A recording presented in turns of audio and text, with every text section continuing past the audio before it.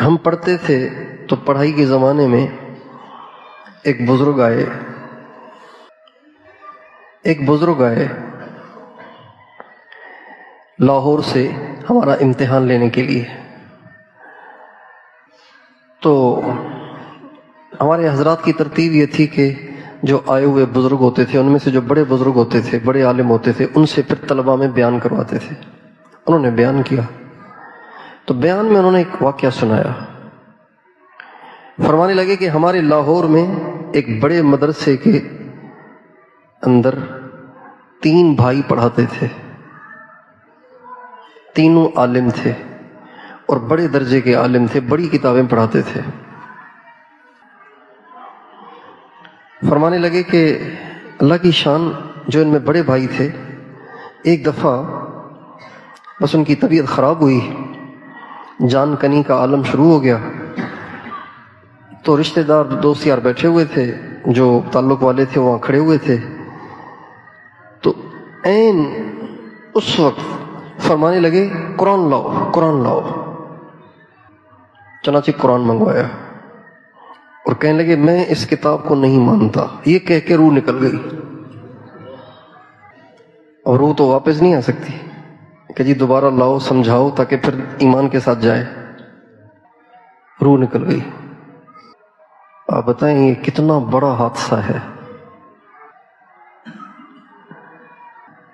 ساری زندگی علم دین پڑھا اور پڑھایا، مدرسے کے مجاہدے اٹھائے اور تقریریں کی، بیانات کیے، اور جب انتقال ہوا تو ٹھیٹھ کفر پہ چلے گئے. ٹھیٹھ کفر پہ، ملا جلا کفر بھی نہیں، خالص کفر. بہرحال بہت بڑا دھچکا تھا یہ، لوگوں کے دلوں پہ بڑا اثر تھا اس کا. کچھ زمانہ گزر گیا، بات بھول بھلائیاں ہو گئی. ان کے جو دوسرے بھائی تھے ان کا بھی اسی طرح وقت آ گیا دنیا سے جانے کا.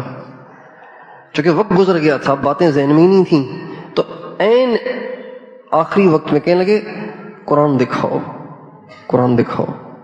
قرآن لایا گیا. کہنے لگے میں اس کتاب کو نہیں مانتا، اور روح نکل گئی. 2 بھائی، دونوں عالم، بڑی کتابیں پڑھانے والے.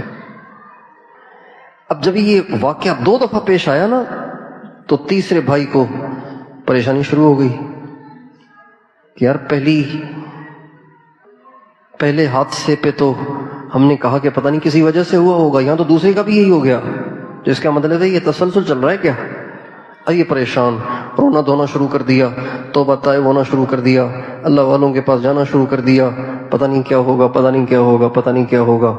ایک رات کو بہت روئے. نبی کریم صلی اللہ علیہ وسلم کی خواب میں زیارت ہوئی اور آپ نے فرمایا روتے کیوں ہو؟ کدی روتا اس پہ ہوں، ساری زندگی علم پڑھایا اور اسی حال میں چلے گئے. فرمانے لگے، اب علیہ السلام نے فرمایا جو بد نظری کرتا ہے اس کا انجام یہی تو ہوگا. اس لیے بہت گندا مرض ہے یہ، بہت بچنے کی ضرورت ہے اس سے.